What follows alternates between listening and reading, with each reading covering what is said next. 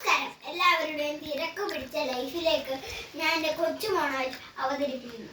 അമ്മേ അമ്മേ, എന്റെ സോക്സ് എവിടെ? എന്റെ ബെൽറ്റ് എവിടെ?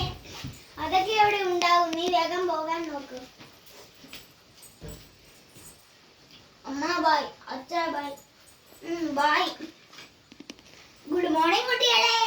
ഇന്നെല്ലാവരും വളരെ ഹാപ്പിയാണല്ലോ. എല്ലാവരും വെക്കേഷൻ എവിടൊക്കെ പോയി?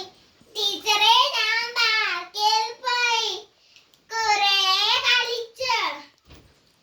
ടീച്ചറെ ഞാൻ ബീച്ചിൽ പോയി കുറേ കുളിച്ചു.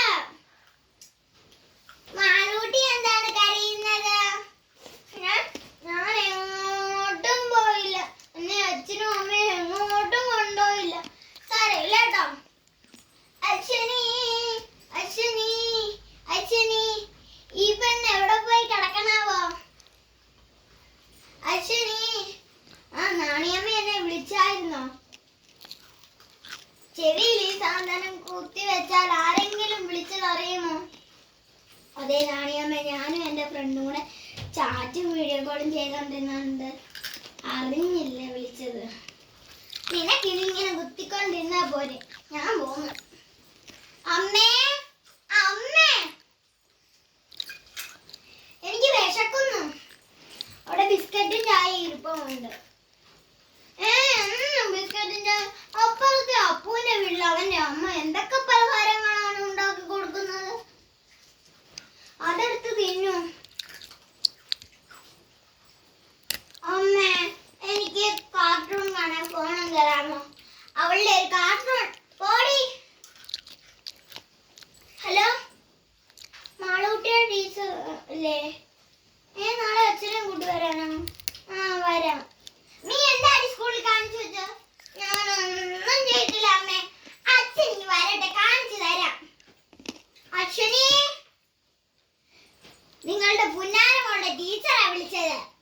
നാളെ അച്ഛനെയും കൂട്ടി വരണമെന്ന്. നീ എന്താണ് സ്കൂളിൽ കാണിച്ചത്? ഞാനൊന്നും ചെയ്തില്ല അച്ഛ. അമ്മ വെറുതെ പറയുക. അടി, നാളെ നമുക്ക് പോവാം. ഇത് ആരൊക്കെയാ? മാളൂട്ടിയുടെ പേരൻസോ? വരൂ, കയറിയിരിക്കൂ. ടീച്ചർ, എന്താണ് പ്രശ്നം? പ്രശ്നമൊന്നുമില്ല. ഞാൻ ഇവരോടൊക്കെ ഒരു ചോദ്യം ചോദിച്ചു. നിങ്ങൾക്ക് വലുതാവുമ്പോൾ ആരാണ് ആവേണ്ടതെന്ന്. എല്ലാവരും പറഞ്ഞു ടീച്ചറാണ്, ഡോക്ടറാണ്. നിങ്ങളുടെ മോളുടെ ഉത്തരം കേട്ടപ്പോൾ ഞാൻ ഭയപ്പെട്ടു പോയി. അവർക്ക് എനിക്ക് അമ്മയുടെ മൊബൈൽ ഫോൺ ആയാൽ മതിയെന്ന്. മൊബൈൽ ഫോണോ? നോ.